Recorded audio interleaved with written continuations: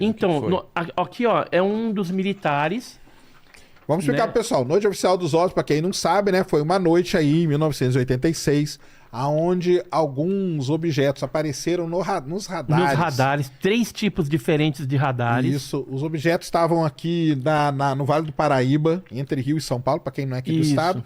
Você tem São Paulo, você tem Rio de Janeiro e você tem o Vale do Paraíba, que a gente chama. Isso. Entre Rio e São Paulo, existe uma cidade muito famosa chamada São José dos Campos, que é onde tem o ITA, o INPE, aquela coisa toda. Foi avistado ali pelos radares, foi detectado nos radares e pediram para os caças irem atrás para interceptar. Então esse é o contexto. Né? E assim, começou no dia 19 de maio, com o avistamento do 3º Sargento Sérgio Mota, lá na Torre de Controle de São José dos Campos. E aí logo depois, só no primeiro dia a gente teve mais de 2.000 pessoas como testemunhas. Tanto avistamento visual como avistamento também em detecção em radar. Entendi. E nessa cidade, né, São José dos Campos, São Paulo, Guaratinguetá, Rio de Janeiro, Belo Horizonte, Uberlândia, Araxá, Goiânia, Brasília, Chapada Diamantina. Tá. Depois a gente teve uma onda que prolongou-se por 10 dias, terminando no dia 29 de maio, onde a gente teve vários avistamentos que culminaram com pousos e também pessoas que tiveram interação com tripulantes desses objetos. Então eu tenho todo um cronograma aqui até o dia 29 que mostra essa característica, né, e as cidades onde que aparecia, a quantidade de pessoas que nós tivemos e tal. E o interessante desse caso é que ele envolveu a Força Aérea, uma perseguição. Na época, isso aconteceu à noite. O brigadeiro Otávio Júlio Moreira Lima teve que pedir autorização para o ex-presidente Sarney. Tava dormindo o bichinho. E aí acordou ele e falou assim, cara, tá tendo uma invasão aí. Como que seria o Sarney anunciando que a gente teve um contato com um disco voador? Alienígenas! Na verdade, eles não sabiam, né, o que era, né? Aí eles pensaram, pode ser guerra, alguma coisa, né? Tá acontecendo. Não, mas aí é bom falar que nessa época tava tendo uma guerra, né?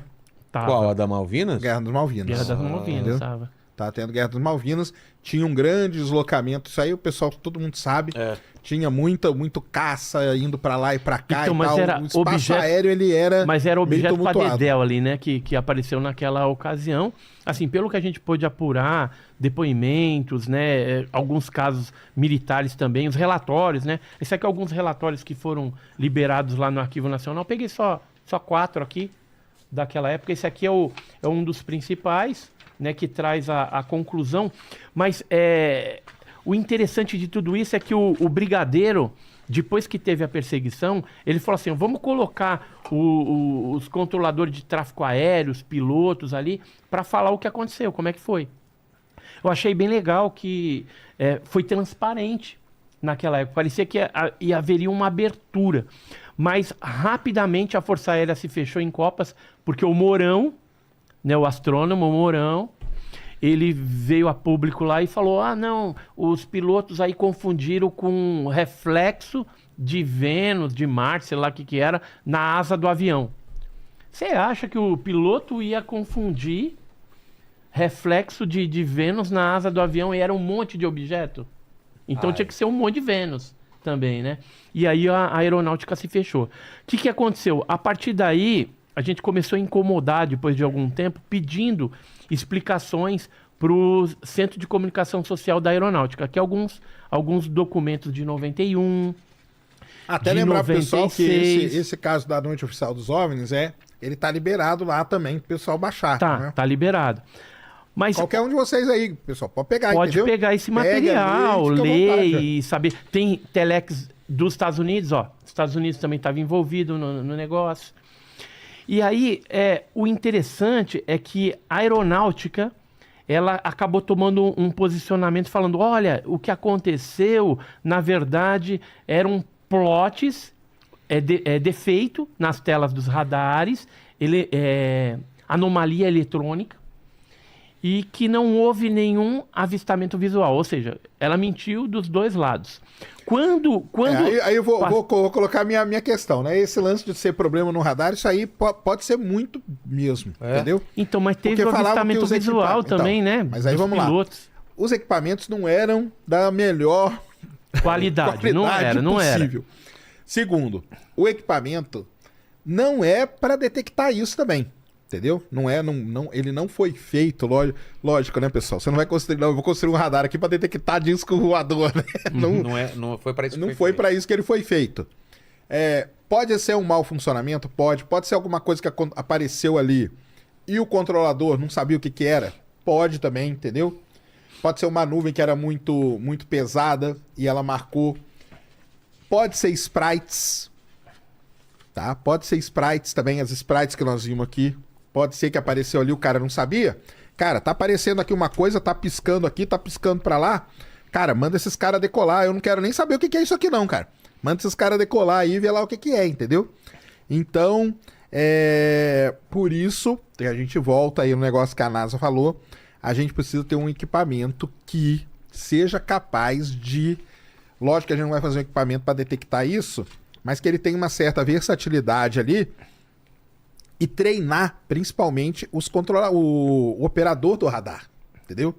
Porque o operador ele não é treinado, ele é treinado para ver uma determinada coisa. Qualquer outra coisa que aparece, cara, o cara fica sem... Cara, o que é isso aqui? Ah, não sei, cara, ó, decola aí 4 F5 aí, vão lá atrás dessas coisas, cara. E a gente vê o que dá, entendeu?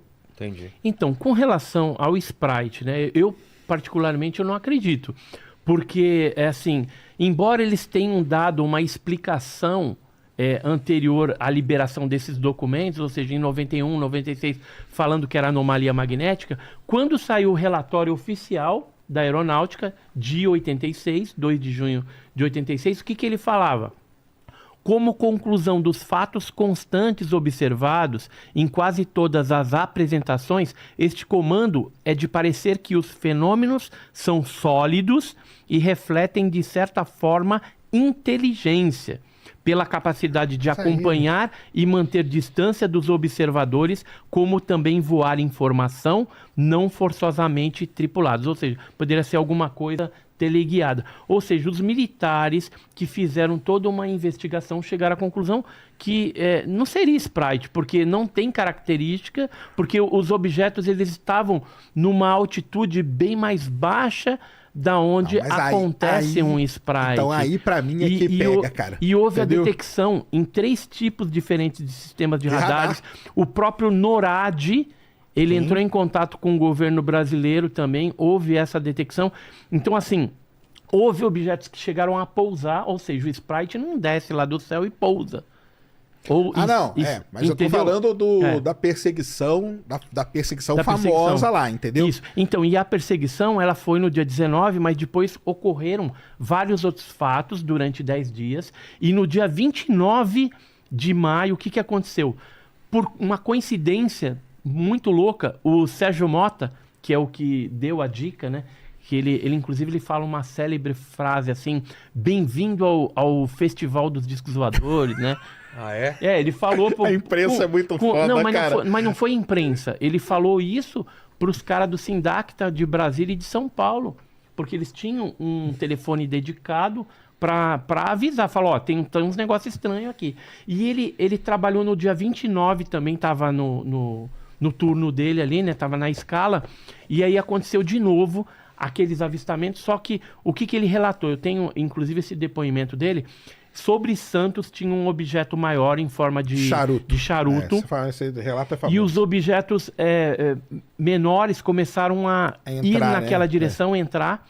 Aí ele comunicou o pessoal de novo, falou, ó, tá acontecendo de novo o negócio aí, esses avistamentos. Só que aí o comando da Aeronáutica falou, ó, só que a gente não vai decolar as naves de interceptação, F-5, Mirage, nada, porque daquela vez a gente não chegou nem perto. Teve um objeto lá, saiu de 0 para Mach 15. Aí, pra mim, é que já começa os negócios, cara, entendeu? Viagem.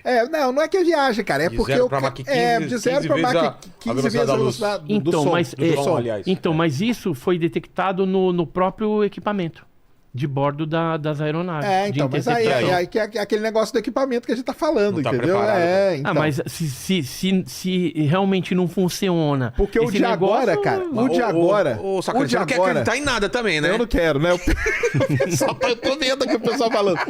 O de agora também, cara, o pessoal falou lá... De não, agora, você tá falando qual? de agora, há poucos anos atrás, 2, tá. 3 anos atrás, que a NASA apresentou, falou, não, esse aqui foi relatado como sendo supersônico. Os caras fizeram o cálculo da velocidade, não era nada, Ué? entendeu? Mas é por conta disso, cara. Você não ter referência é muito foda, entendeu? Ah, sacane, mas o cara era piloto, não sei. Não estou nem aí. O cara era piloto, entendeu? A preocupação dele no momento é pilotar o avião dele, entendeu? É pilotar o avião dele. O lance é esse aí, né? O que aconteceu ali? Pra mim, não é nada de outro mundo, entendeu? Mas também os caras falam, um fala, o outro diz, aí o outro vai lá e tal. Uma coisa que eu concordo é o seguinte, que o comportamento da aeronáutica é estranho, isso entendeu? Por que fica nesse disse-me disse, e uma hora diz uma coisa e outra hora diz outra coisa? Porque tava acobertando. Isso aí eu acho um comportamento estranho, é estranho mesmo, cara. Agora, você só acoberta uma coisa se realmente aquele negócio... Mas aí, pô, real mas e é aí estranho. Se a gente voltar pro lance que a gente tá falando da grana, por que o cara ia... Cara, tá aqui, ó. Tá aqui, cara. Nós então, estamos mas no Brasil, com eles, cara. No Brasil, Quero aqui dinheiro. não é isso que tava funcionando naquela época, não. Acredito que não. Teve um militar, viu, Sacani, que me procurou da aeronáutica mesmo, desse caso de maio de 86, e jogou na minha mão fotos. E ele falou que as naves de interceptação, elas tinham armamento de um lado e tinha câmera do outro. E aí, eu fiquei assim, falei, pô, filmaram o negócio? Aí pedi via SIC, eles falaram que não tinha o vídeo, não tem vídeo. Só que olha que coisa doida, assim, pra gente ir pra Varginha. Um desses relatórios, deixa eu achar ele aqui, ele fala dos filmes. Aí eu falo, pô, e é documentação liberada pelos próprios militares. Aqui, ó.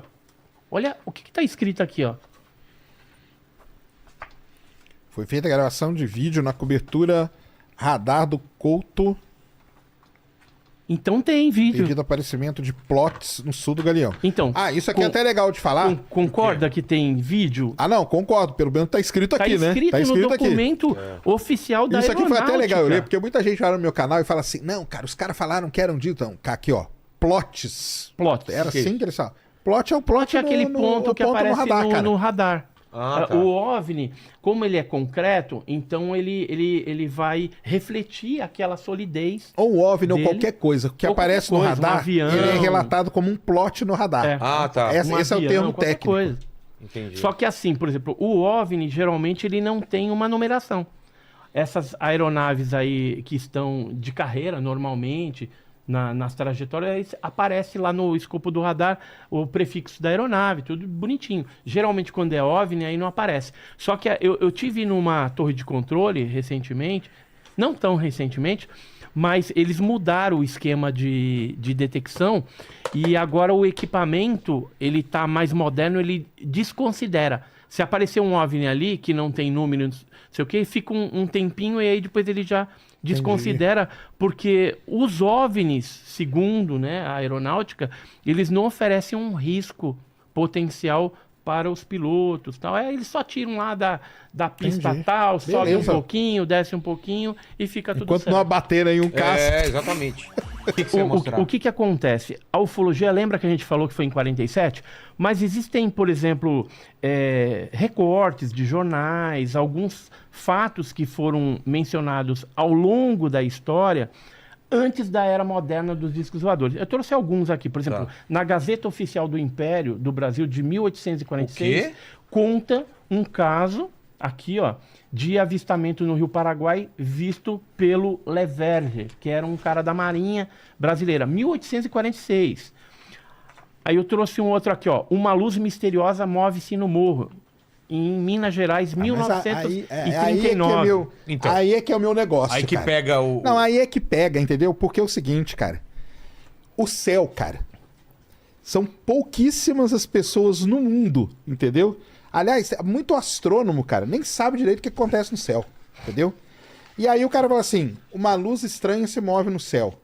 Cara, isso pode ser milhões de coisas. Pode. Até ser uma nave alienígena Você tem, aí para você afirmar que é uma nave alienígena e provar que ela é alienígena, você vai ter que eliminar tanta coisa antes, mas tanta coisa antes, cara.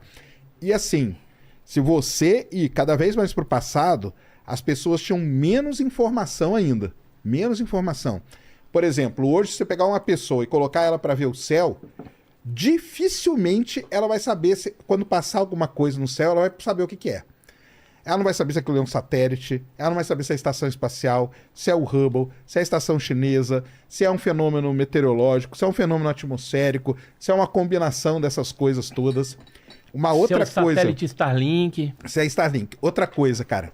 A pessoa fala assim, nossa, aquilo lá tava rápido pra caramba.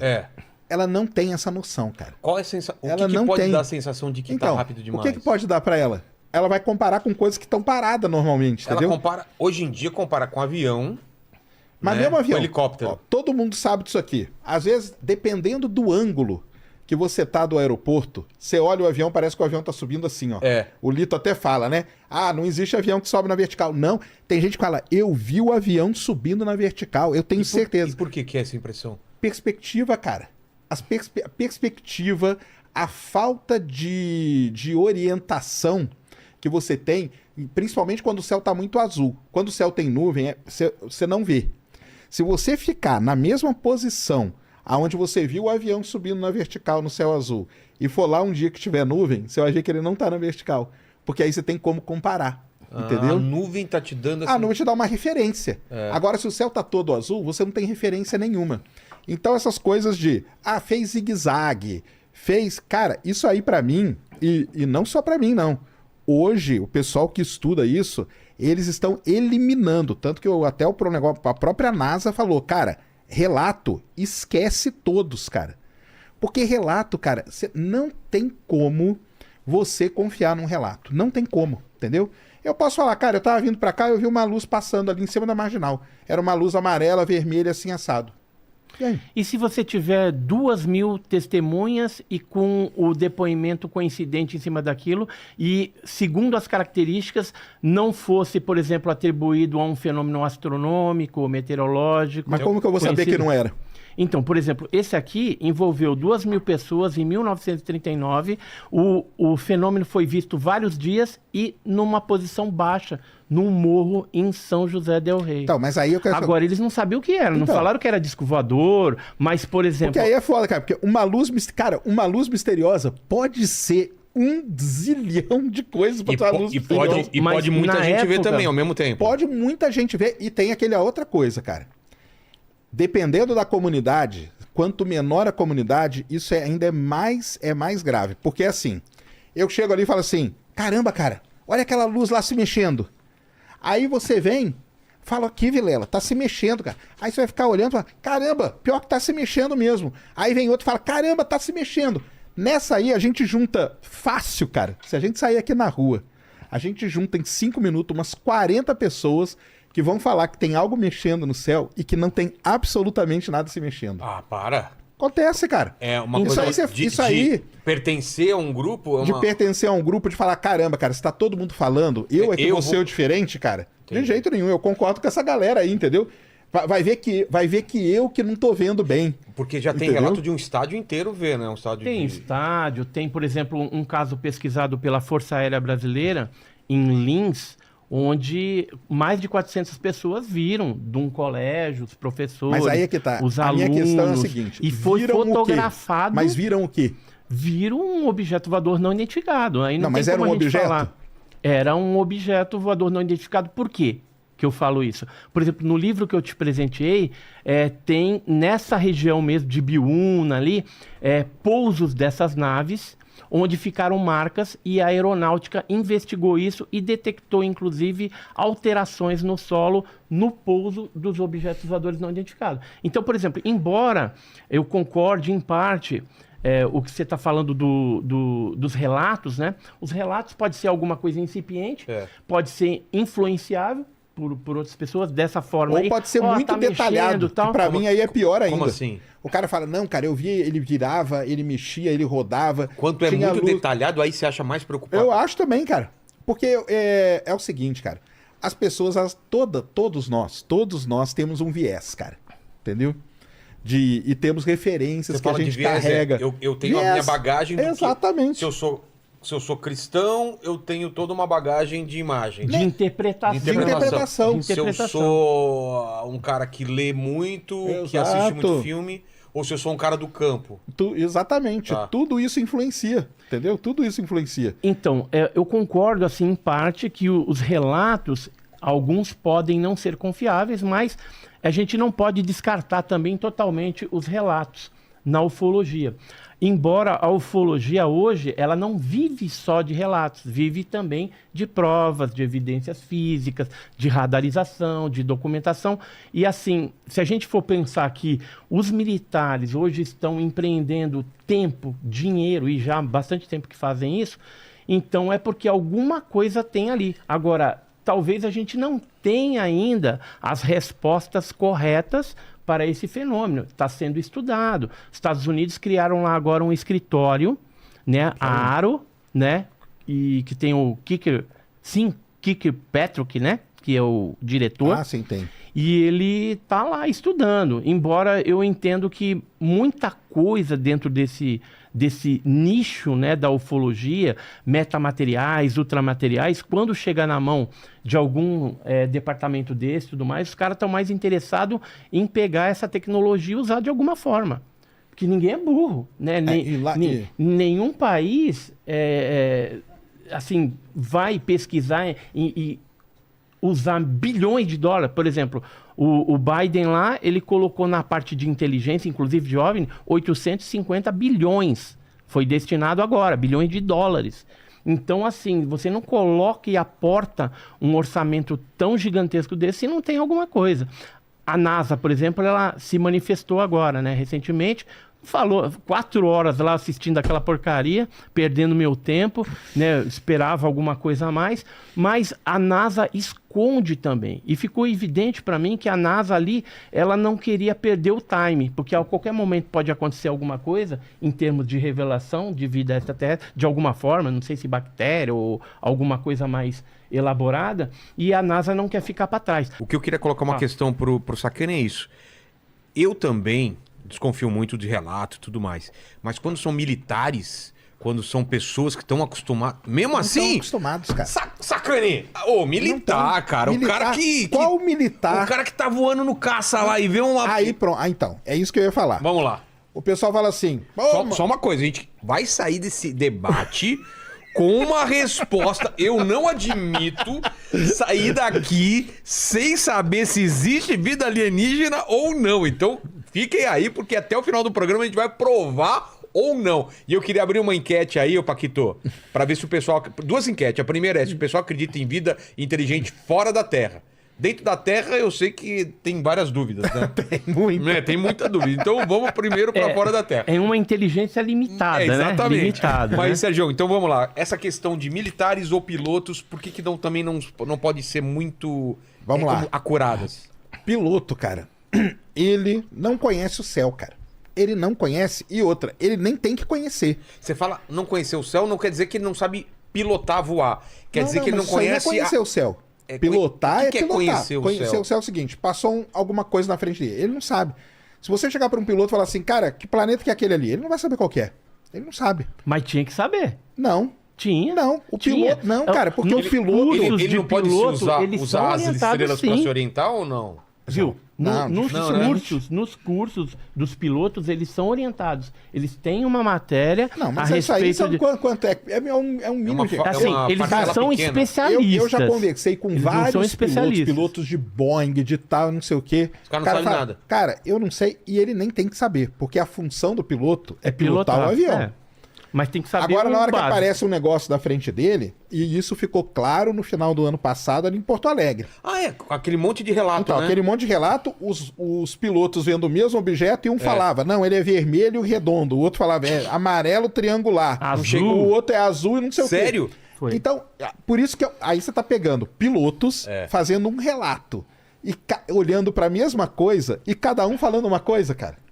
Então é muito complicado. Então, piloto, militar muito menos, cara. Militar muito menos. Militar não conhece o céu. Militar não sabe que fenômenos atmosféricos mas não existem. tem uma experiência Não tem, grande cara. Não sabe. pilotar. Não sabe. Militar nenhum, cara. Você parar pra qualquer militar e mostrar o céu pra ele, vai falar, cara, o que é? Eu não sei nem o que tá acontecendo. Você fala, aquilo ali é a estação espacial. Pra ele não sabe. Ele não sabe, cara. Eles não estudam isso. Eles não estudam fenômenos atmosféricos que ocorrem. Não é do métier desses caras estudar essa coisa. Entendeu? Não são especialistas. Não são. Não são. Eles não são. Mas eles têm que saber o mínimo. Agora os dois vão entrar em acordo aí contra mim. É isso agora. Não, cara, mas porque eles não brincando. param pra estudar. Então, assim, eu vi uma bola que riscou o céu. Primeiro, quem disse que era uma bola, cara? Entendeu? Uma bola é um negócio que é uma bola. Uma bola é uma bola.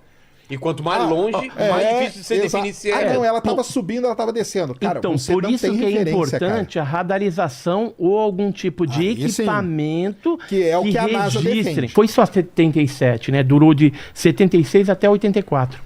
A Operação Prato, ela é famosa pela quantidade de relatos. Por que é tão falada? Por conta da agressividade do fenômeno naquela época, né? E por ter, por exemplo, exames clínicos que foram feitos nas ter despertado o testemunhas. lance da aeronáutica, ter passado lá um tempão lá, né, estudando e tudo mais. Isso aqui é só uma parte dos documentos da aeronáutica, da Operação Prato, Que relatam. que estão no Arquivo Nacional. Aqui, ó. Nossa. Ó, daqui a pouco a gente vai falar do Ubatuba. Eu vou deixar o Ubatuba isso daqui mais o que pra que gente. é? São fotos? São relatórios oficiais da aeronáutica. Eles iam pra lá fazer um trabalho de campo, cara. Eles ficavam lá fazendo vigília, entendeu? Olha só, E aí aparecia as coisas, eles... tem as fotos, relatórios, Eles né, que eles faziam os mapas da trajetória dos objetos e tal. Isso já está no Arquivo Nacional liberado. Entendi. Tem muito mais coisa. Tem do SNI também. E é documentação produzido pela aeronáutica. 130 páginas. Digamos que pra mim, não vale muita coisa não, mas tudo bem. Porque são Agora- relatos. Cara, porque assim, cara, nós estamos falando aqui de 1976. 77, 78. Então, 77. É. Quem que foi pra lá fazer esses negócios? Qual que era o nível desses caras aí? Assim, por exemplo, eles não tinham tanto nível, eram militares. Então. Aí pra mim, cara, cara, pode ser o documento que for, cara.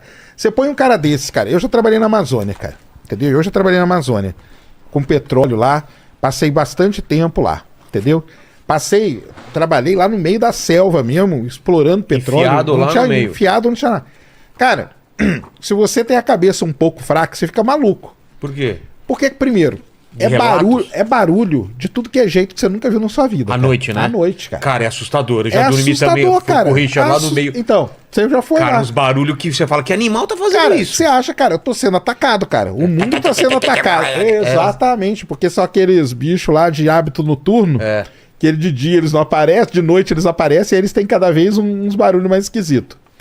Você vê um monte de coisa, cara, tem uns bichos esquisitos pra caramba. Você viu luz, você viu alguma coisa diferente? Você vê luz brilhando no meio da selva, você vê luz brilhando no meio do não sei o que, entendeu?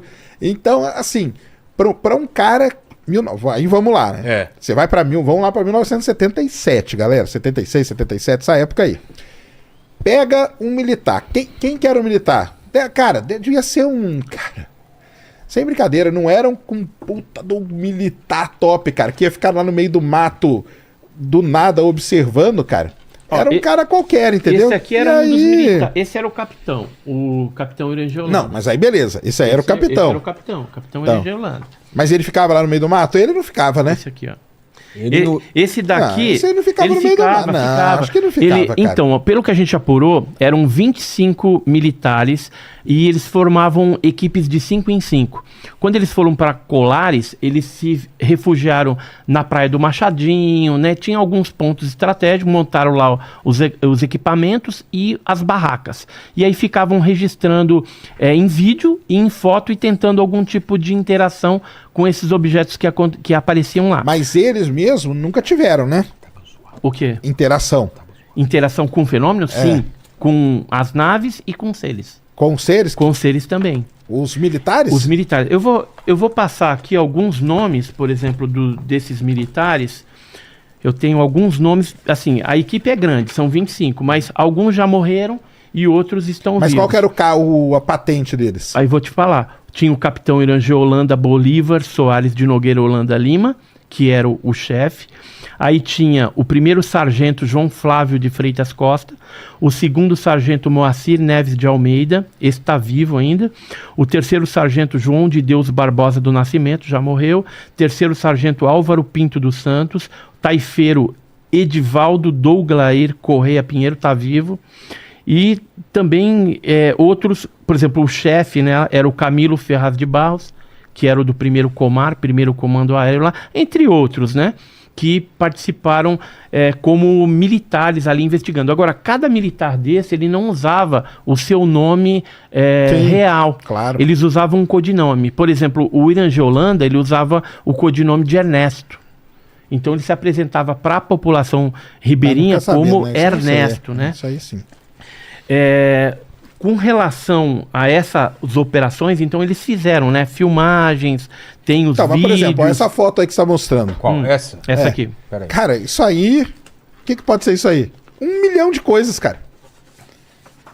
Mas era o que eles tinham, né? Então, mas o que eu falo é o seguinte, cara. A gente não pode pegar e falar assim, pô, Operação Prato é uma evidência, cara, tá aqui, ó, cravada de que a gente... Não teve, cara.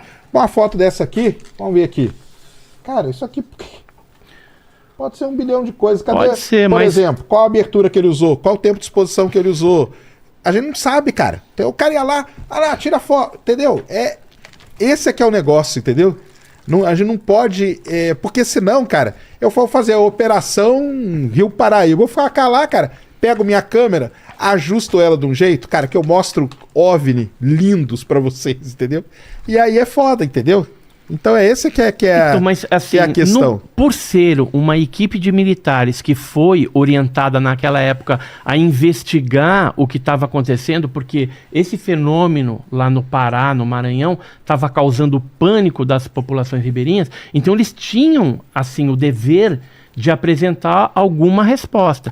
Aí, pra mim, que é o grande problema também. E era um problema, porque eles você tinham que trazer uma resposta. Isso, e tá frente a frente um negócio que eles não sabem o que é. Que eles detectaram que não se tratava de um armamento secreto, sei lá, de algum outro país que estavam ali. Iam fazer o que também naquelas regiões? E naquela época também, E o né? interessante é que, por exemplo, você pegar a doutora Velaide Cecim de Carvalho, que era da unidade sanitária de Colares, ela atendeu dezenas de pessoas ali que foram atacadas. Então, nesse caso, eu sou mais pro lado da população ali, do que pro lado dos militares, então eu vi... com uma foto qualquer, cara. Porque uma foto, cara, assim, sem brincadeira.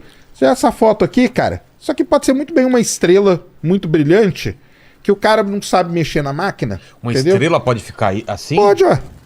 Dependendo do tempo de exposição, da abertura que você coloca, cara, e tira a foto de uma estrela. Então, mas essa aqui tá no chão, né? Então a estrela, ela desceu, né? Então, mas pode ser uma estrela que tá beirando aqui, ó. É a estrela cadente essa aí, não, né? Mas pode ser uma Descente, estrela, né? ou o planeta Vênus. Não, mas essa daí tava no solo mesmo, entendeu? Tava próximo ali. Ah, não era no céu? Não, aqui, ó. Você pode ver que tem até as árvores. Aqui ela tava bem embaixo. Ah, tá baixo Então das não árvores. tem como ser uma estrela, né? pode Um ser uma astro. bola Pode ser, lá, cara, o pode raio ser, bola. cara, pode ser 1 milhão de coisas, Ó, cara. por exemplo, tem essa foto aqui que ela foi tirada em 79 sobre Manaus por um piloto da Varig, né? Foto antiga, tal, foi analisada e foi justamente naquela época em que o fenômeno chupa-chupa ele migrou do Pará, do Maranhão para o Amazonas. Aí começou um monte de ataque, né? Se a gente pegar aqui, ó, disco voador repelido, Então, aí pra mim isso aí já é um grande problema, cara. O qual? Porque aí também, aí você coloca pra mim, aí você, o pessoal deve estar me xingando pra caramba, né? Mas tudo bem, tem problema não, Paquito? pode me Como xingar, tá? Como pode que tá? me xingar. Primeiro eu quero saber o resultado da nossa enquete. Ó, vamos lá. Tivemos 7.700 votos. Opa. E 72% da galera acha que existe vida inteligente fora da Terra. Então eu tô ferrado. Então deve vamos- estar me xingando. Vamos para a próxima enquete. Sugere aí. Todos. Já tivemos Contato com alienígenas aqui na Boa, Terra? coloca aí. Já tivemos E o pessoal contato. tá xingando ou tá do lado do Sérgio? Seja sincero. Não, a galera tá contando pontos aqui. Às Ah, vezes é? a galera parece que 2x0 pro Sérgio, 2x0 pro, isso? Tem pro ponto não, Edson, cara. 2x2. Então tá dividido aí. Tá dividido. E Desculpa, eu vou ter que ler isso aqui, Edson. É que o Felipe Raime... Ai, Ele fala, Filipão! Cuidado, o Felipe Raime é meio sem noção. Tem palavrão no meio? Não tem Ah, palavrão, tá mas bom. é que ele tá curioso com o barulho que faz o chupa-chupa. Por quê? Ele perguntou aqui, qual que é o barulho que faz o chupa-chupa? Tô Por com quê? essa curiosidade. Então, naquela época, quem escutou algum tipo de barulho, assim, parecia tipo um zumbido ou tipo uma descarga elétrica Sei, sei. quando viram esses objetos Mas por que mais chamaram de próximos. chupa-chupa por causa das marcas? É por causa das marcas. Ah, tá. E, inclusive, o Daniel Rebisso, que é um dos investigadores lá daquela época, ele chegou a escrever esse livro, Vampiros Extraterrestres na Amazônia, Aqui, onde tem aqui a pesquisa da FAB, a investigação que ele fez nessas comunidades ribeirinhas também, mas o que é interessante é que os objetos eles pousavam. O que a gente pôde identificar lá também foram, por exemplo, pousos desses objetos na fazenda Jeju. Então, por exemplo, não era apenas luz, não era estrela que estava descendo, marca na terra era aqui. algum tipo de objeto voador não identificado que deixava a marca. Esse aqui, por exemplo, é na fazenda Jeju, no Pará, e esse aqui é em Santana, no Amapá.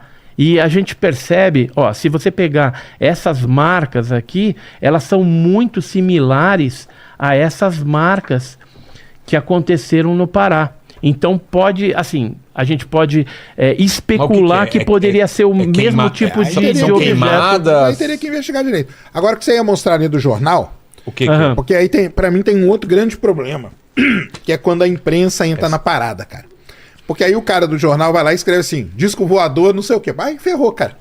Ele já tá definindo. Aqui eles falavam disco voador, né? O É. disco voador em Belém, apareceu Então, na pedreira, disco moradores voador, da não sei Matinha aonde. viram o Aí disco voador. Então, isso aí Ó, já, Foco isso aí já fez influencia, cara.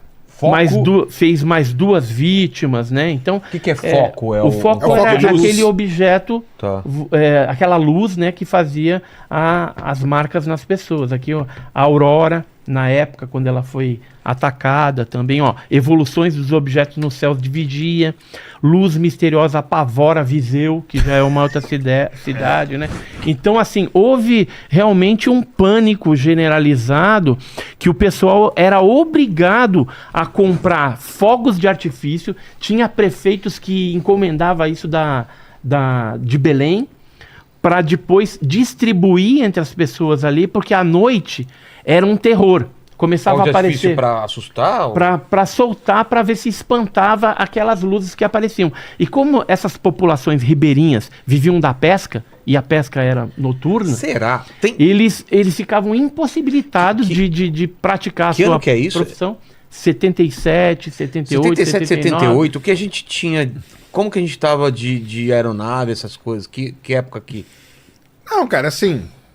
Não, primeiro não dá pra saber de outros países, né? É, de outros países eu tô falando. É, de outros países não dá, né? Agora, assim, eu até acho que nem era nave de nada, Não? não, entendeu? Eu acho que isso aí, cara, tem uma boa culpa da imprensa, principalmente causar esse pânico todo, entendeu? De sair falando luz misteriosa. Quem é o jornalista, cara, pra escrever que uma luz é misteriosa? Sendo que ele não deve ter nem visto a luz, entendeu? E é Assim, misteriosa pra ele, que O ele não Carlos sabe Mendes, o que é, cara. que era um dos jornalistas, aquele livro que eu te presenteei, ele foi um dos que viu. Durante a investigação Mas aí que dele, tá, ele viu o quê? viu luz. Luz. Aí Luz. vê luz, cara. Agora, O cara tem vê uma depoimentos... luz e escrever luz misteriosa, isso é muito. Pra mim, isso é uma já- falta de ética gigantesca. Ele já cara. tá dando uma... Ele já que tá nem- pondo um- É que nem ele colocar um culpado já julgado. entendeu? Exatamente. Então, mas teve gente que chegou a ver a aeroforma em forma de disco mesmo. Né? Alguns casos na Amazonas, alguns casos no Mosqueiro, na Baía do Sol. Né? Então a gente tem alguns casos em que foi visto nave metálica. Isso está descrito nos relatórios oficiais também. Nave metálica. Metálica e redonda, né? Sem asa. Então era uma aeroforma, era alguma coisa. E aí, por não ter um nome talvez mais específico, os caras chamavam de disco voador. Porque naquela época, né, década de 70, ainda tava, né, com aquela, tava com aquela coisa de disco né? voador. Então era as matérias sensacionalistas muitas vezes, mas que traziam também um bojo de informação real que aconteceu. Olha, um um dos casos assim bem emblemáticos, né, da ufologia brasileira é o caso da explosão do OVNI em Ubatuba. Hoje a gente tem, inclusive, por exemplo, menção desse caso em documentos do projeto Blue Book, que é o projeto Livro Azul e tal. A gente sabe que foi um engodo, aquilo e tal, mas casos brasileiros naquela época já eram investigados pelos norte-americanos. Eles vinham para cá e coletavam todo esse material, né? Principalmente casos que tinham aí algum tipo de evidência física, por exemplo, a queda de um objeto em leme, né? Tem esse caso que é citado nos documentos. É lógico, tem que dar um desconto que tinha disco voador, mas também tinha artefatos espaciais, porque a gente estava ali em plena Guerra Fria, né? Então caía alguma coisa russa, tal, e os americanos tinham interesse também de isso ter aí isso. Isso aí é até legal da gente até pontuar, né? Porque a gente tá falando ali da Operação Prato foi em 76. Esse do caso de Ubatuba foi que ano? 57. 57, né? Isso. Só que o projeto Blue Book ele iniciou em 52. Isso, um pouco antes, né? Isso. Então, só pra gente posicionar o pessoal no tempo, né? Esse de Ubatuba, ele é anterior ainda até o a Operação Prato, lá que foi em 77. E aí, o que aconteceu? Os americanos estavam aqui interessados nisso. E eu achei alguns documentos do projeto Blue Book que citam o caso de Ubatuba também, só que, curiosamente, as listas que constam lá do projeto Blue Book, tá escrito a caneta assim, Missing Case. Entendi. Ou seja, essa pasta de Ubatuba, que teoricamente teria que estar disponível no Arquivo Nacional Norte-Americano, não está. Foi parar em algum outro lugar. Provavelmente o Dave Grush, né, esse daí que vai ser um dos denunciantes aí, ele deve saber onde que está esse negócio. Mas o que foi então o caso de Ubatuba? No dia 7 de setembro de 1957, o pessoal ali na praia, né, tinha 6 casas apenas de pescadores, eles viram um objeto descer e quando o objeto foi subir, ele explodiu. E alguns pedaços chegaram na praia e o pedaço maior caiu. Depois foi recolhido, tem pescadores que deram depoimento do recolhimento do pedaço maior, militares da Marinha e do Exército coletaram esse material e uns pedaços foram chegar na mão do Ibrahim Suede, que era um colunista do jornal o Globo. Famosíssimo, né? Famosíssimo. E aí depois o Ibrahim Suede passou para o Dr. Olavo Fontes, que é esse aqui. Aqui alguns fragmentos da época, né? E aqui são as primeiras análises feitas no Ministério da Agricultura do Brasil. Né? Eu consegui esses relatórios, vou até mostrar para vocês. Isso aqui eu nunca trouxe, tá? Em podcast nenhum. Trouxe todas as análises que eu tenho da NASA, ó. Aí a NASA fala que não se interessa por isso, mas em 81 ela analisou o metal de Ubatuba. O Gary Nolan aqui, né? Mas deixa eu só achar o materialzinho daquela época, porque isso aqui eu pedi através da Lei de Liberdade de Informação e foi uma dificuldade para conseguir esse material. E o que estava no CTA, né? No DCTA em São José dos Campos, eles não me cederam. Né, deram um perdido lá e falaram que não iam... Aqui, achei. Esse aqui é os laudos, né, da época, os originais. Inclusive, eu consegui a folha do caderno que a tecnologista fez, né, dessa análise que confirmou que o metal de Ubatuba ele tinha um grau de pureza de magnésio muito alto.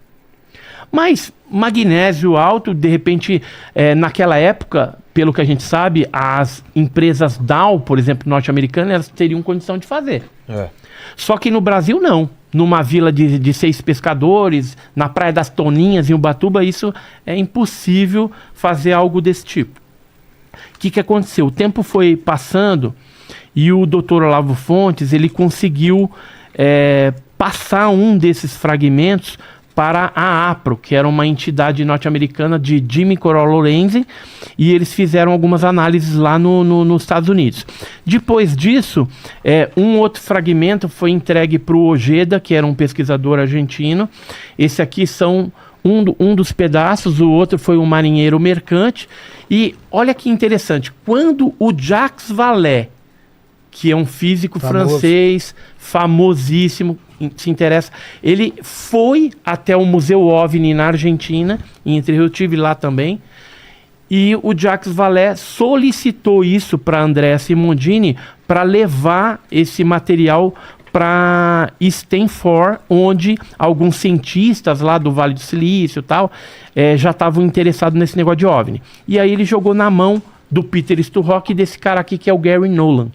Aí o Gary Nolan analisou e descobriu que os isótopos desse material, do magnésio, era 30% diferente de qualquer magnésio que existe na Terra. Ou seja, é um material que não é da Terra. Agora, poderia ser, de repente, um meteorito, né? Porque o próprio Peter Sturrock, ele fez um trabalho científico do caso de Ubatuba, ele teve em 85 aqui, junto com um cara da SGV, conhecido meu, já falecido também, fez esse trabalho científico e ele chegou à conclusão que o metal de Ubatuba ou é um OVNI ou é um meteorito, que teria caído em 1933 ou 1934. Só que eu provo hoje, através de análises com especialistas em meteorítica, que não é. Por exemplo, aqui é um dos laudos atestando que esse metal de Ubatuba não é meteorito. E aí eu acabei levando para uso... com base no quê? Com base na morfologia e com base na composição química, ou seja, meteoritos que já caíram na Terra têm no máximo 26% de magnésio combinado com estanfiodita, farringitonita... Né? Oi? Os que a gente conhece, né? Isso. Mas a morfologia dele também externa não corresponde aos meteoritos que a gente está acostumado. E eu peguei características eu de peguei, meteorito, eu né? peguei Mas aí... a análise de 2 especialistas, Azucoloto e mais o Paulo Anselmo Mattioli. E aí fiz também outra análise no IPT, no LCT, né? Essa aqui é a análise do LCT e eles chegaram à conclusão que esses fragmentos tinham 99,3% de magnésio. Agora, o que é curioso de tudo isso é que durante esses anos todos, em 76, houve uma análise isotópica já na Caltech, do mesmo material de Ubatuba, tá aqui. Eu consegui isso. E bate todas as análises aí? Batem.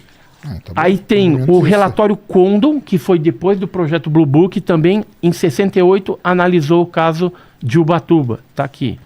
Tem análises em Stanford, em 79, Universidade de Stanford, tem análise... A conclusão que chegam é que é o quê? Que é um... Que tem... Pode ser qualquer coisa. Pode ser meteorito, pode ser, entendeu? Não, pode ser então meteorito não pode ser um é. meteorito raro, ué. Não é porque, assim, nunca se achou na Terra... Então, pode ser um meteorito raro, um magnésio que tem 30% de isótopos não é um diferentes. objeto terrestre. Não é terrestre. Não é terrestre. É extraterrestre mesmo. Isso aí. Então hoje, por exemplo, eu trouxe um pedaço para vocês pegar na mão.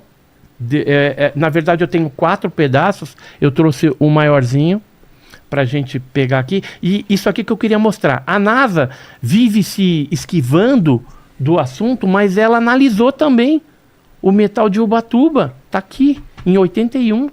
E qual foi a conclusão?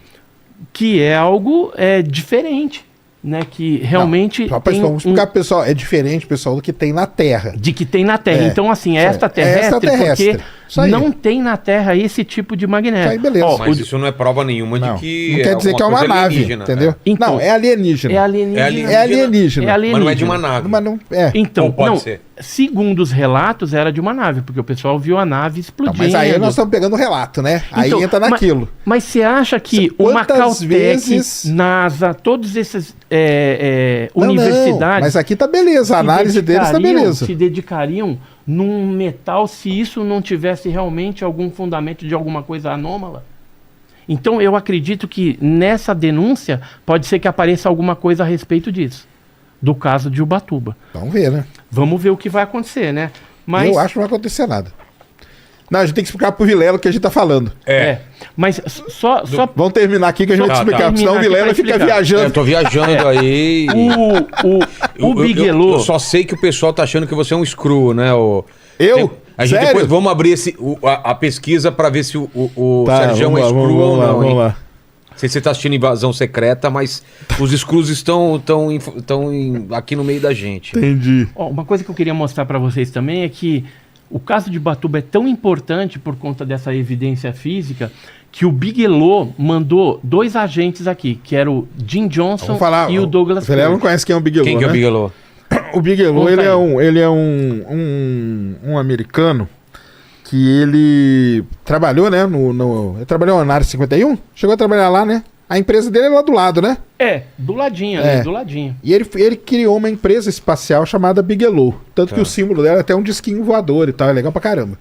E ele faz aqueles módulos infláveis hoje que a gente tem, que eles querem levar pro espaço e tal, não sei o quê, que em vez de ser um módulo rígido, você leva ele vai todo amassadinho, chega lá no espaço, você infla ele e tal. E ele é um desses caras aí que põe uma grana em investigação de casos assim pelo mundo afora e tal, entendeu? É um cara Sei. famoso aí dentro do circuito ufológico, entendeu? E ele recebeu grana do Pentágono para criar um local para armazenar esses fragmentos de OVNIs e também para já ir trabalhando nas características desses metamateriais Aí já e começa, ultramateriais. pra mim é uma viagem isso aí. Não, mas não tudo é bem. viagem, tá Não, aqui, ó. não, tem eu tô falando o seguinte, ele ter falado, beleza, cara. Eu tô falando que é uma viagem, que ele recebeu uma grana pra montar algo ali, meio que pra Isso. fazer uma engenharia reversa, Sim. entendeu? Isso, Nas ó, coisas. Aí, no dia 26 de dezembro de 2017, o pesquisador Anthony Bragaglia, ele requisitou informações oficiais para a Agência de Inteligência e Defesa norte-americana, o DIA. Tá? E aí, através do FOIA, que é o Lei de Liberdade de Informação. Aí veio um calhamaço, que é esse aqui é a primeira página, onde traz tudo isso. Quanto que o Bigelow recebeu, como que ele tratou. Então, isso já é transparente. Ele tinha a ETIC, que é a ATP, que é um órgão para investigar esses negócios dos OVNIs. Ou seja, ele ganhou dinheiro para fazer isso. Realmente. Aí, e o que eu queria mostrar para vocês é isso aqui. O Bigelow mandou, em 2009, atrás de mim, 2 agentes, que eram o Jim Johnson e o Douglas Kirk. Pra quê? Então, aí eu trouxe aqui, para não ficar só nas minhas palavras, porque eu gosto de provar o negócio. Aqui tá o cartão de visita do Bass, do Douglas Kirk e do Jim Johnson, tá Nossa, aqui, ó. coloca aqui. Aqui, ó, Bass, né, que é do Bigelow Aerospace. Então os caras vamos vir vieram atrás de você agora. Os caras vieram, os caras vieram aqui atrás de metamateriais, tá? Porque a gente tinha esse material naquela época. E aí, Não, mas aí também, aí tudo bem. Por que Porque que eles- se eles estavam, pelo menos, recebendo uma grana, meio que eles iam atrás dessas coisas, meio que pelo mundo afora aí. Agora, uma coisa até pra deixar claro pro pessoal, vamos xingar de novo. Os Estados Unidos, galera, é muito complicado. Os Estados Unidos a gente tem por baixo, vamos lá, FBI, CIA, Forças Armadas. Aí dentro das Forças Armadas você vai ter a Força Aérea Americana, você vai ter a Marinha Americana e você tem ali correndo por fora a NASA. Nenhum desses órgãos falam entre eles. Putz. Nenhum. Segundo, todos eles são brigados. Terceiro, cada um quer sair na frente do outro. isso Por quê? um quer aparecer mais que o outro. Por quê? Por causa de verba. Exatamente. Então, cara, o cara é assim, o cara era daqui, aí ele ganhou um dinheiro daqui pra fazer um não sei o que ali. E esse negócio, cara, nos Estados Unidos é muito complicado. Tanto que num desses relatórios de uns 2 anos atrás, desses relatórios dos UAPs, agora essa coisa mais moderna que a gente fala, o pessoal fala lá no relatório que uma das coisas mais importantes é ter. Eles queriam criar um órgão transversal, ou seja, que passasse por todas essas agências Sim. e que tivesse a liberdade, vamos dizer, a liberdade de ter acesso a tudo que cada um desses caras tem. Pra Ou cruzar seja, a informação. o cara ia passar, ele ia bater na porta da CIA, depois ia bater na porta do FBI, depois ia ali na Marinha, depois ia na Força Armada, depois ia na NASA. Sabe quando isso vai acontecer, cara? Nunca. Nunca, cara. Nunca. Não vai nunca, cara. E aí vai ficar nessa, entendeu? Não, porque aí o cara era da CIA, não sei, não, mas aí o FBI vem e fala que não sei. Não, mas aí veio a NASA e fez o não sei o quê. Não, mas aí aquele cara ali recebeu dinheiro não sei o quê. E aí vira, aí eles dão dinheiro pra um cara, tipo o Bigelow, aí ele vai lá, constrói um centro. Não, estamos aqui, ó, fazendo um centro pra isso, pra... E dentro do próprio Estados Unidos, um começa a detonar o outro, entendeu? Olha lá, cara, fica construindo um centro ali pra nada, entendeu? Porque não... Então, tanto isso aí que é bom agora pra... entrou o Elon Musk, né, pra suprimir o Bigelow. Tem isso também. Agora, isso aí pro pessoal entender que é uma realidade muito diferente da nossa brasileira, entendeu? Então, lá nos Estados Unidos tem essa questão desses órgãos governamentais que eles brigam entre eles, cada um quer aparecer mais do que o outro, e eles não se falam, cara, não se falam mesmo. Isso aí tem 1 milhão de pessoas que falam, cara, não se fala, nem quer saber e tal. Tanto a NASA lá aquele dia também falou, né? Que não, a gente queria uma comunicação, é que eles também não escancaram, né? Mas eles falam, não, a gente queria uma comunicação melhor entre os órgãos e tal. Esse negócio a gente sabe que não vai acontecer, vai cara. Vai ter uma fogueira de vaidades ali muito grande. Exatamente. E assim, quem conseguir alguma coisa e sair na frente vai ficar bonito. Exato. E quem ficar pra trás, perdeu. Porque a briga é por grana, cara. A briga Sempre, é por grana, é por grana sempre. Mas você falou que ia me explicar alguma coisa, o que era, pra eu ficar por dentro da... Não, então... No caso aqui de Ubatuba, então tem alguma coisa anômala, realmente. Tem todo um relato de um fenômeno ufológico, vamos dizer assim, que aconteceu por trás desse caso. E aí eu consegui esse outro caso que aconteceu na França. Coloca aí, ó. Já Em fez a 71. enquete aí, Paquito? Deu o quê? E aí? Aqui a gente teve 8.200 votos. Boa. E dessa vez tá bem mais próximo, hein? 54% das pessoas acreditam que os alienígenas já fizeram contato com humanos. Caramba. Olha E só. agora abre outra enquete. Agora a outra enquete é o seguinte. Sacane- Ubatuba É. foi disco voador ou foi Ou meteorito? foi meteorito? Põe aí, Põe aí. O que aconteceu Como que vocês ouviram agora, né, galera? Lógico o que aconteceu vocês em Ubatuba? Aí, meteorito e disco voador. E aí, me dá o contexto, então, gente. Então, aí, lembra que eu falei aqui que o Gary Nolan Sim. descobriu que os isótopos eram diferentes e tal? Eu achei um outro caso em que você tem alumínio e magnésio e houve, não é o mesmo que a composição isotópica do magnésio clássico. Esse foi em 71 e foi analisado por um laboratório lá da França. Então é um caso que aconteceu, 19 de setembro de 71, e tem vários depoimentos, né, do que vira o local é como é que fala aqui em francês? Ronchin Nord. Ronchin Nord. Ronchin Nord. É o caso do OVNI de Ronchin Nord. E lembra muito esse caso brasileiro. Só que porque a ufologia, ela depende também de comparativos, né? Você tem que pegar casos que aconteceu em outros locais e ver se o negócio encaixa. São Se várias encaixa análises, cara. E tem um padrão, aí, de repente, a gente está diante de alguma coisa que pode ser verdadeira, realmente. Agora, quando foge do padrão, aí pode ser viagem na maionese. Total. Mas, o que agora, que você ia vocês querem falar? ver o fragmento? Põe aí, vamos que ver. susto! Ele deu uma afastada aí. Ele deu uma afastada. Vocês querem ver? Eu achei que ia mostrar outra coisa aí. Mas fala, Sacane, você ia me falar alguma coisa Vamos sobre ver ali, esse- que aí a gente vai te explicar o que tá... São 4 fragmentos, tá? Vamos limpar a mesa depois. São 4 fragmentos, Tá. mas eu trouxe o maiorzinho, eles são pequenos. Vou colocar aqui para aparecer Mas mais. o Sacani, por exemplo, como ele sabe que magnésio é mais leve, né? Você vai até perceber. Esse aqui é o pacotinho do militar do exército. Na época ele guardou os 4 fragmentos dentro disso aqui. Ó, você vê que até a letra é aquelas letras antigas. Tá Tem vendo? um papelzinho até hoje. Papelzinho de pão, olha lá. amarelinho. Papelzinho de pão. E aqui você vai ver que ele é mais leve, é extremamente duro, pedaço de um objeto voador não identificado verdadeiro mesmo. Vocês estão tendo o privilégio, cara, de Sacane, de pegar ele tá rindo aí dos os americanos Tá rindo sim, que eu queriam vi. botar a mão nesse negócio aí. Qual a explicação? Agora, Sacane? o da Argentina é maior, assim, é um pedaço bem mais generoso, tá?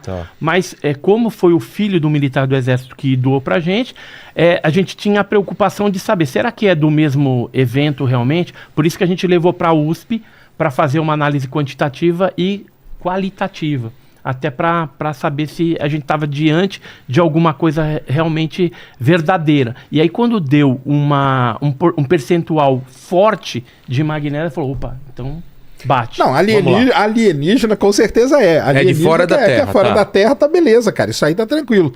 Agora é aquele negócio, daí ia ser uma nave. Para se contaminar, não tem radiação, eu tenho medo não tem nada. de fragmentar na minha mão aqui. Não, mas- é muito duro, ele não quebra. Porque o magnésio ele é extremamente duro. Aí. Só Mas que e a- assim, é um material extremamente explosivo, né? É? Que a gente, explosivo. O pessoal ali pode ter visto um meteoro cair. Agora, há 2 anos atrás, no meio da pandemia, cara, teve o evento de Santa Filomena, lá no Nordeste, por exemplo, entendeu? Do nada, cara. Aliás, eu nem sei como o pessoal tinha meu telefone, cara. Era 10 horas da manhã, um cara me manda mensagem desesperado. Cara, tá tendo um ataque alienígena aqui em Santa Filomena, tal, não sei o quê. Nossa, Desse jeito. Guerra dos Mundos. Aí eu falei, caramba, não, o que tá acontecendo? Calma aí. Eu nem me preocupei como que ele tinha conseguido meu número, mas tudo bem.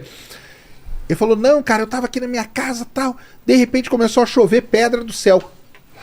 Foi um grande de uma rocha espacial, né? Um asteroide mesmo. Que durante o dia, se era 10 e pouco da manhã, explodiu na atmosfera e caiu nessa cidadezinha de Santa Filomena, cara. Caiu na casa das pessoas, caiu em cima da cama do cara, tudo. E ele tirou. Depois ficou famoso esse caso, teve toda uma corrida lá pra poder coletar, pegar o meteorito, né? Porque o meteorito vale uma grana ferrada. Vocês querem ver Vale um uma meteorito? grana, Eu trouxe errada. um pedaço do Benegó. Tá? Benegó é o meteorito mais famoso. Tem o maior meteorito que já caiu no Brasil. Ah, esse aqui é? Caiu onde? lá na Bahia. Na Bahia, 1734. Esse aqui ele é famosíssimo porque ele caiu lá, foi transportado de carro de boi. Pode tirar da Foi transportado de caixinha. carro de boi, ele é gigantesco. Coloca aí, ô Paquito. Deve ter. Tem foto, então? Tem. Bendegó. tem. Bem Coloca legal. aí, Bendegó. Bendegó. Lá na Bahia, ele foi transportado de carro de boi, foi pro Museu Nacional. Ficava lá na porta, na entrada do Museu Nacional no Rio de Janeiro, lindo. Enorme, né? O Museu Nacional pegou fogo, ele sobreviveu. Pô. E aí agora ele tá lá de novo, que agora reconstruíram o Museu Nacional, né? Ah lá, o Bendegó sendo que treina lá. Olha lá. Isso aí, ó. Ó. É isso aí, enorme. Esse aqui é um pedacinho dele, ó. É. Pode pegar aqui, ó. se Bendegó. quiser. Ó. Que material que é? Mais ferro, né? Mas esse aí é mais ferroso. Ferroso. Olha! Pesadão. Pesadão Pesadão, aqui, ó. pesadão. É Só o tirar na Bendegó. cabeça. Eu adoro do meteorito, Paquito. cara. É Eu aquela rochona vários lá, na minha... Eu vi um agora em Arceburgo, 33 quilos. Lindo. Então, tem lugares que... Então, isso aí de Minas Gerais aí, que foi semana passada, né? Você foi meteorito mesmo, né? Pode ser que o pessoal encontre algum... Se foi de meteoro, foi asteroide mesmo, pode ser que o pessoal encontre algum pedaço dele lá. Porque ele deve ter caído ali em algum lugar, ele veio despedaçando e tudo. É. O pessoal faz expedição. Tem uma galera que vai atrás disso aí tudo, sabe? Pra procurar. Isso aí é legal demais. Coisa interessante isso aqui. Isso aqui é um documento da polícia de casos que ocorreram posterior à época Chupa-Chupa, 77. Esse aqui já é de 95. Tem o exame de corpo de delito da pessoa. E ele fala aqui, ó, que a pessoa, ela sofreu queimaduras, tal, nos terços médios das pernas, terço médio não sei o quê, e instrumento do crime. Olha o que o delegado de Boa Vista do Ramos, Amazonas, colocou. Instrumento do crime, raios emitidos possivelmente por objeto desconhecido em forma de disco voador, luzes transparentes de diversas Aí, cores. esse delegado aí também, pelo amor de Deus. Não pode escrever isso, né? Então, mas é uma coisa oficial. Foi baseado, provavelmente, no depoimento ou alguma coisa. E pelo que a gente ficou sabendo, desse caso especificamente, a prefeita Socorro, o delegado Pedro, eles viram também. Havia 3 BOs Não, já cara, na delegacia eu não tenho problema de com ninguém ver pessoas nada, cara. atacadas. O cara pode ter visto, pode ter problema visto, não é- pode ter visto Jesus Cristo, cara, entendeu? Eu não tenho problema nenhum com isso. Vai passar no agora, por detector exemplo- de mentira e de repente ele até passa. Exatamente. Aí o cara chega e fala, ele vai lá no delegado, pô, delegado, ó, tá aqui, minha perna tá... O que foi isso? Não, apareceu uma luz assim, me jogou um negócio assim, era tal jeito. Aí o delegado, na hora de escrever, ele tem que escrever isso, porque ele vai escrever o quê, né? Ele não vai parar pra investigar e tal e coisa. De novo, né? A gente tem que voltar, primeiro a gente tem que voltar pra época, né? Porque isso aí tá, tudo bem, que Esse esse aqui é mais 95, recente, né? Esse aqui é mais 95, recente, tudo bem. Mas Fevereiro aqueles lá de da década de 95. 70 e tal, ninguém ia parar pra investigar nada disso, cara. E ninguém nem ia saber que depois de anos, né, ia voltar tudo isso à tona. Então isso também tem essa coisa do tempo muito, muito distante, de como que eram as coisas, da onde a gente está falando. tem um monte de coisa que tem que ser levada em consideração, na minha visão, né? Não me xinguem. Pode me xingar, sem ter problema. Mas assim, a Operação Prato, aqui, por exemplo, é os documentos também de lesão corporal daqueles pescadores que estavam no barco Maria Rosa, que esse caso aqui também foi uma comoção, né? Que houve aconteceu morte. no corpo deles? Eles estavam na Ilha dos Caranguejos, no Maranhão. Foi um dos primeiros casos ali em abril de 77. E eles foram pegar madeira, como faziam normalmente, e aí foram atacados por umas luzes lá. No relato aqui da lesão corporal, eles tinham que colocar alguma coisa. Era inexplicado, mas eles colocaram eletricidade cósmica. Porque tinha que colocar alguma coisa. Eu entendo. O cara tem que colocar, entendeu? Porque senão vai falar que é disco voador, que é nave, mas houve morte e todos ficaram queimados. Mas, por exemplo, esse aí é de que ano? 77. Então, o cara lá em 77, cara, ele escreve eletricidade cósmica. E, tipo, meio foda-se, cara. Esse negócio vai ficar aqui, entendeu? Ele não vai saber que ele 40 anos depois... Eu ia levantar esse negócio. Qualquer pessoa ia liberar e tudo, isso aqui são né? pessoas que foram atacadas. Em 2002, que eu levantei no Maranhão também. Pessoas simples, né? Casinha Sim, de pau a claro. pique. Esse aqui é um daquela época desses documentos que eu localizei. Ele tá com a queimadura. Aqui é a foto da época, ó. Ele com a queimadura embaixo do braço, tá vendo? Nossa. Eu com ele aí, ó. Eu era mais feio, né? Deixa eu ver. Agora eu tô bonito, né? É você? Eu. Esse de azul Cara, aí sou eu. eu acho que não é você não, hein? Sou eu. Nossa, parece outra Ó, pessoa. aqui fotos da época que eu tirei lá do Jornal Pequeno, né? As pessoas que foram pro hospital lá.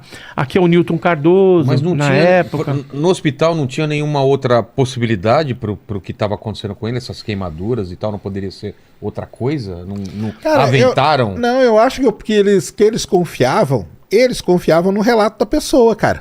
Porque, tá. e assim, teve algumas pessoas que eram testemunhas que viram elas serem atacadas também. Então, assim, você tinha... Olha, realmente ele foi atacado, tinha um objeto ali, aconteceu isso. Então, assim, foi algo muito crível, Entendi. forte, né, agressivo, e que a aeronáutica teve que intervir, mas não conseguiu resolver o fenômeno. E aí, quando o Irangê Holanda, que era aquele capitão da aeronáutica, começou a ter os contatos dele com cera, foi implantado no braço, não sei o que e tal, que o chefe dele fez? Falou, vem cá, cai fora, sai fora. Aí entrou os americanos. Aí começou, a gente tem vários recortes, por exemplo, de jornais, documentos que citam esses americanos. Por exemplo, esse aqui, ó, é um documento de 82, já no Amazonas, que cita um americano, o John, ó. Aqui, ó. Parte informativa. No porto de Manacapuru, que é Amazonas, citado acima, em companhia de 3 civis e um agente militar norte-americano, John, entre aspas, provavelmente era codinome que eles usavam, observamos os 2 momentos do que segue. Aí eles relatam aqui o avistamento do OVNI, tem um triangular que foi visto por um policial da PEMAN, que era policial militar do Amazonas, que é esse Amorim, ó, Weber N. Amorim, da PEMAN, tenente. Então, veja que existia, depois da saída do Irangê, uma colocação de uma outra equipe investigando e juntamente com o americano. Né? Vários relatórios já vazaram e que não estão no Arquivo Nacional. Tinha depoimentos, por exemplo, de pilotos. Esse aqui eu conversei com ele, que é o piloto temporal. Ele chegou a ver um objeto metade para fora, assim, na nuvem, enquanto ele estava pilotando. Isso faz parte dos documentos da aeronáutica que não foram divulgados também. Então tem muita coisa... Né? Porque o Vilela perguntou por que esse caso é importante. Tem isso aqui no Brasil, teve a liberação dos documentos. Isso. Entendeu? Porque esses documentos, até então... Eram secretos. Eles ficavam lá... Por isso que eu falo. O cara foi lá e escreveu eletricidade cósmica. Cara, esse negócio... Ele não sabia que Guarda ia isso aí. vazar. Anos depois, décadas depois, vem o pessoal, vai, briga, tal, não sei o quê, que é legal pra caramba, concordo plenamente. Vão lá e liberam os documentos todos. E aí, por isso que a gente tem esse acesso aqui, que tá lá, boa parte disponível para qualquer pessoa entrar lá e pegar tudo, entendeu? Isso é uma da importância. Dos 3 casos, né, que a gente tem, que é a Operação Prato, a Noite Oficial dos OVNIs e Varginha, Esses 3, eles são muito importantes por conta disso. Só que Por de isso eles Varginha não serem- tem nada no Arquivo Nacional, não liberaram nada, nada. né? Nada. Então, mas era tava nesse bolo aí, É né? porque Varginha foi classificado ultra secreto, então foi para arquivos de inteligência e Sim, vai ser é verdade. difícil ser liberado. Eu falei com o brigadeiro Carlos Pereira, que é o brigadeiro Pereira, falecido, em Curitiba, tive com ele lá, ele falou o seguinte: olha, Edson, quando foi feita a liberação, a gente só liberou sigilosos e confidencial. O que era secreto e ultra secreto não foi liberado. Isso aí. Então não saiu dos arquivos de inteligência. Uma outra coisa que já era mais batida, tipo noite oficial e tal. Então saiu alguma coisa de secreto, de ultra secreto, nada. Mas tem um ou outro ali que a gente sabe porque já estava batido na mídia. O caso, por exemplo, da VASP, lá do Gerson Maciel de Brito. Então esses relatórios que já era de conhecimento público dos ufólogos, eles pegaram e liberaram, porque não tinha mais que esconder aquilo. Agora, outros relatórios mais sensíveis, esses nunca vieram à tona. Mas a importância, você perguntou, é essa aí, entendeu? Entendi. Eram coisas que estavam lá e foi liberado. E aí aquilo lá que eu falei, pô, escreve qualquer coisa aí, cara. A gente tem que liberar esse cara aí pro hospital, entendeu? Então veio só a ponta do iceberg, né? De documentação. Coisa bobeira, né? É. Na verdade, Não, se mas olhar aí, ali, só tem bobeira. Vamos ver se o pessoal blusinha. para de xingar agora, hein? Tô brincando. Eu acho super importante o trabalho de investigar. Isso aí, cara, concordo 1000%, entendeu? Tem que investigar. Tem Tem que que ir investigar. atrás, cara. Não, aconteceu alguma coisa? Sei que, cara, tipo assim, o governo brasileiro ia mandar lá a aeronáutica pra quê? Entendeu? Tem até que saber por que os caras foram pra lá. Sim, não Às é, vezes eles foram não é pra lá à pra fazer toa, outra né? coisa. Vai que eles foram pra lá pra traficar droga, sei lá, pra fazer qualquer coisa. A gente tem que saber, entendeu? E aí, tá certo de ir lá conversar com o pessoal, entrevistar, analisar e tudo. Isso eu acho que é muito legal, faz parte, é uma parte da pesquisa do negócio, entendeu? Mas, de novo, cara, esse negócio começa muito relato, muito escrever. Igual até o Edson mostrou aqui. O cara vai num centro de saúde. Se ele fala com o médico escreve de um jeito. Se ele falar com outro médico, o outro médico escreve do outro. Essa eletricidade cósmica, cara, ela pode ser a luz, ela pode ser o tiro que o cara tomou, ela pode ser a marca do chupa-chupa, pode ser 10 coisas, o cara enquadra tudo daquilo numa eletricidade cósmica. Entendi. Entendeu? Então aí você começa. E dane-se. E dane-se, entendeu? Agora, ir atrás, investigar, conversar, cara, eu acho isso mais do que. Entendeu? Vamos ver Válido. evidência física e prova?